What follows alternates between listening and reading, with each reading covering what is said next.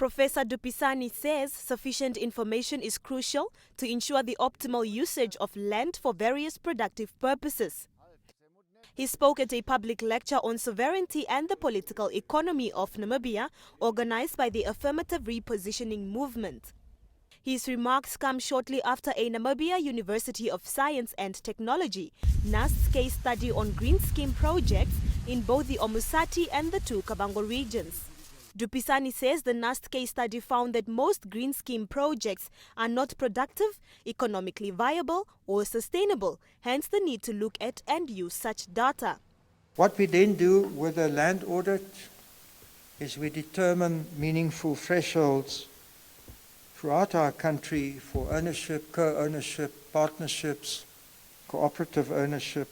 All possibilities are there. There are many possibilities. But most importantly, for productive land use and sustainable land use.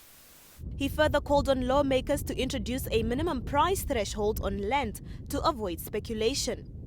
He says at present, farms within a 150-kilometer radius of Windhoek cost about $3,000 per hectare, which implies that a $5,000 farm would cost $15 million.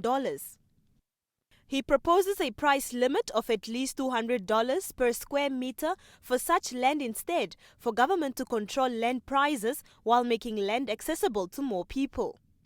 Ironically, in most cases, farms which fetch such high prices remain unproductive and investors are unlikely to recover their money.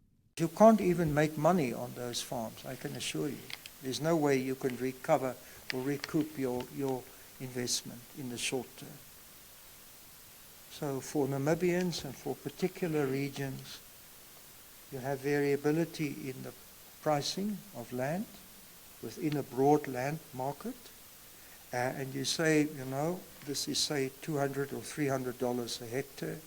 It can't go above that. There's a ceiling. You can do that. It's entirely possible.